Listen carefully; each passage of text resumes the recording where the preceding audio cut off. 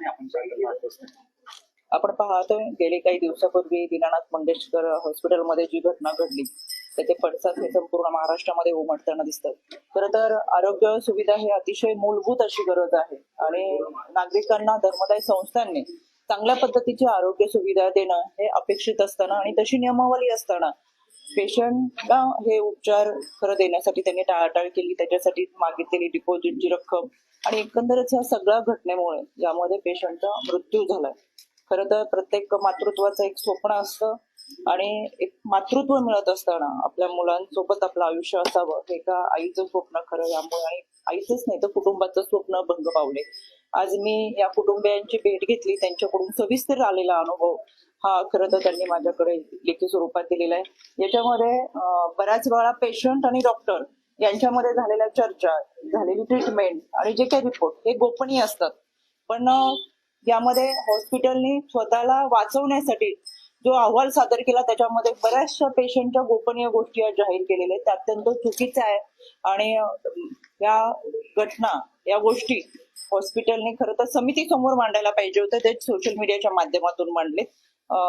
त्यांना मी कडक शब्दात समज देतेच, पण आता 11 वाजता आयुक्त कार्यालयामध्ये राज्य महिला आयोगाच्या वतीनं बैठक बोलवलेली आहे.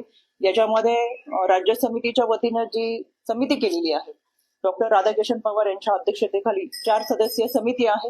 त्या समितीचा राज्य शासनाचा अहवाल हा आता आयुक्त कार्यालयामध्ये सादर केला जाईल.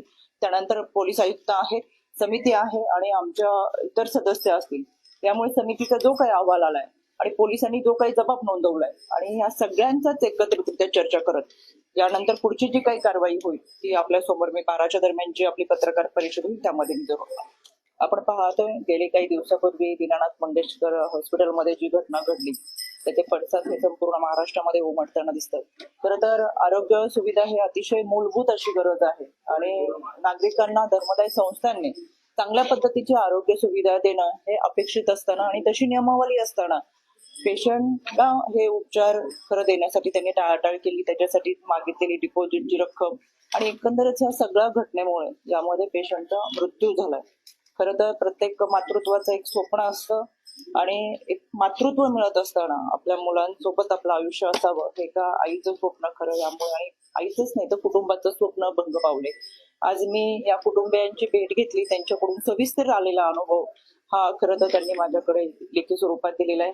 याच्यामध्ये बऱ्याच वेळा पेशंट आणि डॉक्टर यांच्यामध्ये झालेल्या चर्चा, झालेली ट्रीटमेंट आणि जे काही रिपोर्ट हे गोपनीय असतात, पण यामध्ये हॉस्पिटलनी स्वतःला वाचवण्यासाठी जो अहवाल सादर केला त्याच्यामध्ये बऱ्याचशा पेशंटच्या गोपनीय गोष्टी आज जाहीर केलेल्या आहेत. ते अत्यंत चुकीचं आहे आणि या घटना या गोष्टी हॉस्पिटलने खरं तर समिती समोर मांडायला पाहिजे होते. ते सोशल मीडियाच्या माध्यमातून मांडले. त्यांना मी कडक शब्दात समज देतेच, पण आता 11 वाजता आयुक्त कार्यालयामध्ये राज्य महिला आयोगाच्या वतीनं बैठक बोलवलेली आहे. याच्यामध्ये राज्य समितीच्या वतीनं जी समिती केलेली आहे, डॉक्टर राधाकिशन पवार यांच्या अध्यक्षतेखाली 4 सदस्यीय समिती आहे. त्या समितीचा राज्य शासनाचा अहवाल हा आता आयुक्त कार्यालयामध्ये सादर केला जाईल. त्यानंतर पोलीस आयुक्त आहेत, समिती आहे आणि आमच्या इतर सदस्य असतील. त्यामुळे समितीचा जो काही अहवाल आलाय आणि पोलिसांनी जो काही जबाब नोंदवलाय आणि ह्या सगळ्यांचाच एकत्रितरित्या चर्चा करत यानंतर पुढची जी काही कारवाई होईल ती आपल्या समोर मी 12च्या दरम्यान जी आपली पत्रकार परिषद होईल त्यामध्ये मी जरूर.